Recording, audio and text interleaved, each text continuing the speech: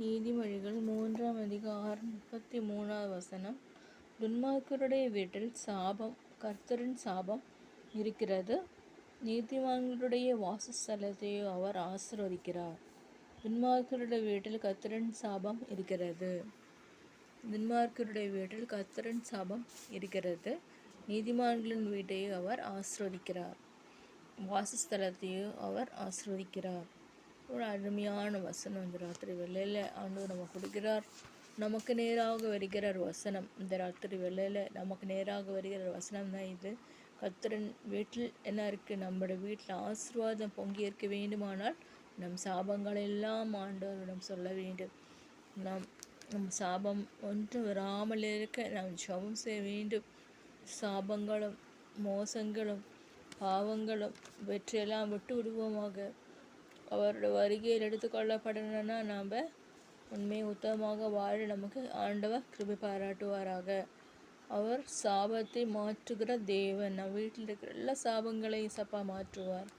அவருடைய வசனத்தை அண்டிக் கொள்ளும் பொழுது தேவன் நம்முடைய வீட்டில் உள்ள சாபத்தை அகற்றுகிறார். ஜெபம் செய்ய வேண்டும். ஜெபம் செய்யுங்கள், வேதவாசியுங்கள், பாடுங்கள், பாடல்களை பாடுங்கள். சாபம் போய்விடும். சாபங்களை அகற்றுகிறது தேவனுடைய மகிமை. அதுவே இருக்கிற. அதே போல் நீதிமானுடைய வாசஸ்தலத்தையோ அவர் ஆசீர்வதிக்க. நம்ம வீட்டை கர்த்தர் ஆசீர்வதிப்பார். நம்ம நீதிமான்களாக வாழ வேண்டும். துன்மார்க்கமாக வாழாமல் நீதிமான்களாக நாம் வாழும் பொழுது நம் வீட்டிலே கர்த்தர் ஆசீர்வதிக்கிறார்.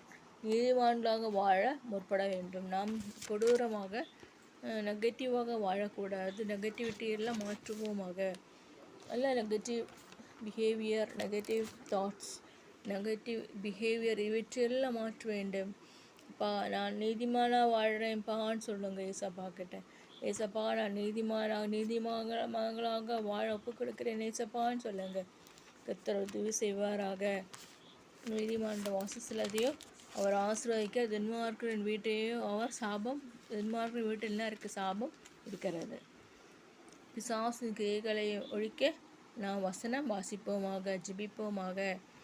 கர்த்தர் பிசாசின் கிரியைகளிலிருந்து நம்மை விடுவிப்பாராக.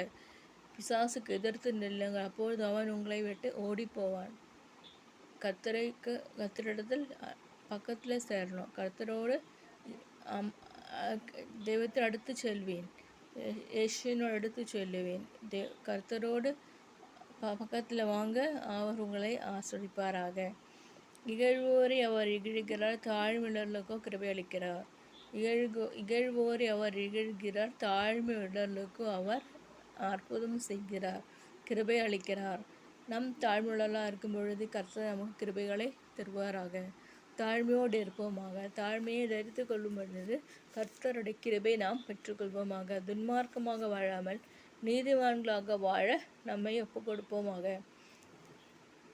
ஏசப்பா இந்த ராத்திரி பொழுதில் நமக்கு ஆசீர்வாதத்தை பெற்றுக்கொள்ள கர்த்தர் உதவி செய்வாராக. ஆமீன், ஆமீன்.